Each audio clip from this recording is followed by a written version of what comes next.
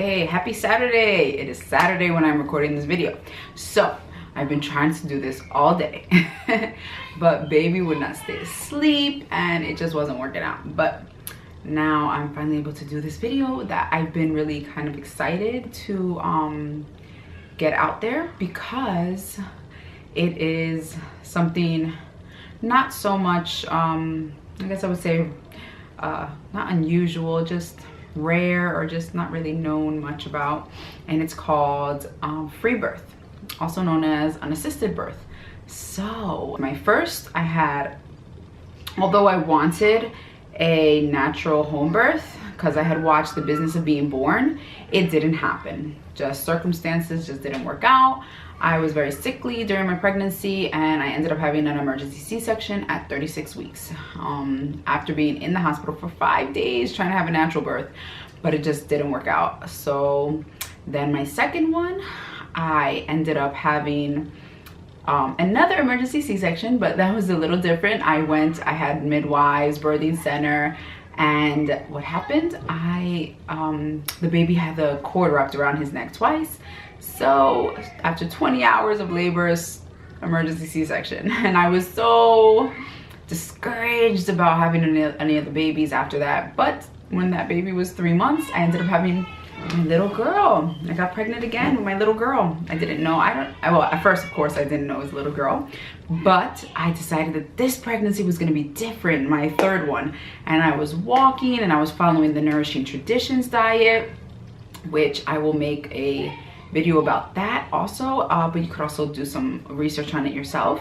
And that was awesome. I had a natural pregnancy. I did have to have it in the hospital, but I labored 6 hours at home. I went to the hospital and the baby came out in half an hour. So that was a great, I wasn't gonna say it was a great experience, but it was good. It was better than emergency C-sections. I had a natural birth after 2 C-sections.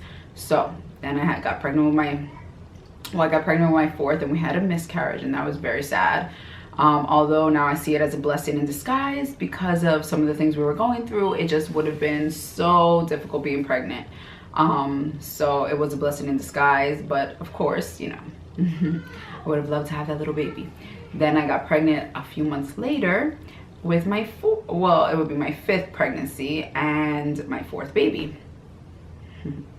So with this one, we let's see how I came to free birthing. We had no health insurance, and in our state it is not, home births is not allowed if you had a previous C-section. So we were kind of caught, what's the saying, caught between a rock and a hard place.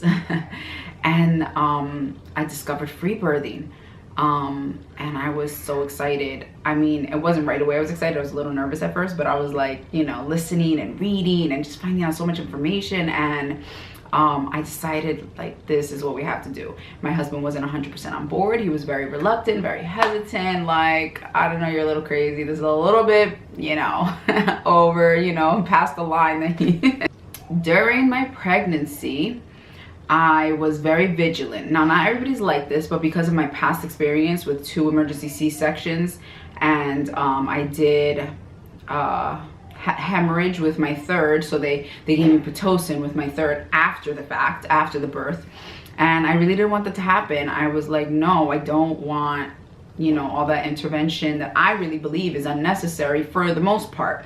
And I think what we need is to be educated. We need to be educated on how to take care of ourselves before we get pregnant, before we can conceive, during pregnancy, and after the fact as well. The first 40 days, I'm a big advocate on that as well.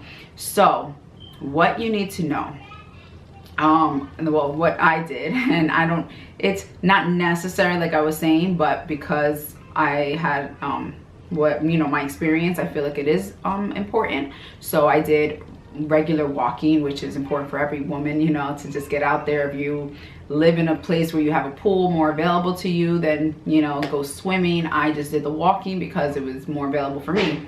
I did the Nourishing Traditions diet, and I also really encourage to not be like like so crazy about it. Like I go with the 80-20 rule, that really 80% is ideal, you know, you live the ideal, and then 20% is realistic, because realistically I'm not always at home, I'm not always going to be, you know, have the best options, and you just do the best you can. You know, I'm not saying to go out there and, you know, get McDonald's, because I would never advocate for McDonald's ever. But you know what, like, you know, during my pregnancy we ate Chick-fil-A. So I think there's a little bit of a better option. But we also went to a local organic store a lot of the time also, to get like you know, free range beef burgers and, you know, things like that. So, you know, just keep that in mind. Next, I did blood sugar test at home. I bought the little blood test kit. Like, you like poke yourself like right here, and then it like tells you everything. So I did that, and my blood sugar was fine, praise God. I did blood pressure at our local pharmacy. You could also buy the blood pressure, either you could learn to do it yourself manually, or you could buy the machine. I just didn't opt to do either one. I probably would in the future get the manual one, just to learn it, because I like to learn to be self-sufficient. So I would definitely do that in the future. I did a lot of, like I said, listening to podcasts and reading books, and I also got a fetoscope that's manual. So, because the thing is that the other one has microwaves that it sends to the baby, and I really didn't want that to be something that they did. That's why I don't get sonograms. I think for my other children, I got 1 sonogram each, but I just decided with this one I don't want sonograms, and so I didn't get a sonogram. Then another thing we did was we practiced the pressure points. We really, between me and my husband, you know, me looking it up, him actually doing it on me, and you know, just knowing where the pressure points are, and what is, you know, what pressure points for what or whatever. So that was really helpful during the actual labor. I kept records. I think this is super important, to keep the records, just because sometimes, like, you want to look back and see what did you do. Like, let's say, you know, like, let's say I get pregnant, you know, God willing I will again. But you know, when I get pregnant, if I get pregnant, I want to look back and be like, okay, what did I do last time that I maybe want to change, or that I want to do the same, you know? So I think records are super important.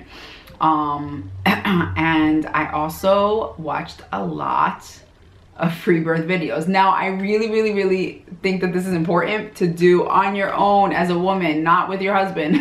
I really don't think it's a proper, appropriate thing to do, you know, showing, you know, your husband that type of video.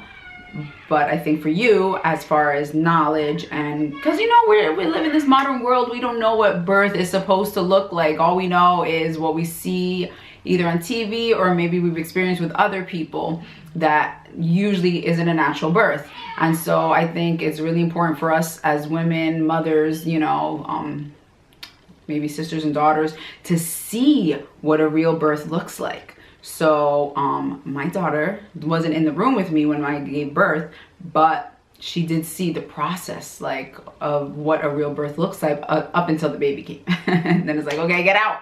It's like, this baby's coming, I need quiet. Another important point is to have people who will be supportive and will help you throughout the pregnancy. I literally only had 2 people, and I wish I had maybe another, it would be cool if my mom could have been there, but it is what it is, you know. So many people are not going to be supportive, and so that's actually part of the next thing that I did to prepare, was I didn't involve people who would not be supportive, who would be negative, because one of the most important things I did to prepare was mental preparation. It was so hard, because you have to understand, like, you're going into a situation that you've never done before, nobody has ever done before, and it is very contrary to what we have been taught. And so you need to have this, like, constant positive thinking. I can do it, you know, God's got me, you know, like, just keep yourself motivated, keep yourself positive, and educated. Education is like the key, I believe, to it all, because when you know enough and you practice this and do it enough, then you'll be okay. So definitely have that mental preparation and keep negative people, stuff, thoughts away. Okay, your body can naturally do this. This is what God created us to do. And we just have been so out of touch with that. We have been so out of touch with that, you know, that we're just not even sure if we can do it. But you can do it. But I definitely encourage that if you are thinking about this, you must do it properly. You really need to get into the exercise, get into the diet, you know, keep your mental, your mentality, your mind, your state of mind good, because all of those factors just they're all right here, you know. Neither one is more important. They're all very important. So in my next video, I will be talking more about what I did during the labor, and then I'll have another video about postpartum. I just really wanted to share this with you, and I hope that you guys got some good information from it. Comment below. You can check out my website. I have a blog on it, and then you could contact me if you just have anything you want to, you know, talk to me about or whatever. I'm a big advocate for doing things the natural way as much as possible, and, you know, making sure that you have the, you know, support that you need. So thanks for watching, everybody.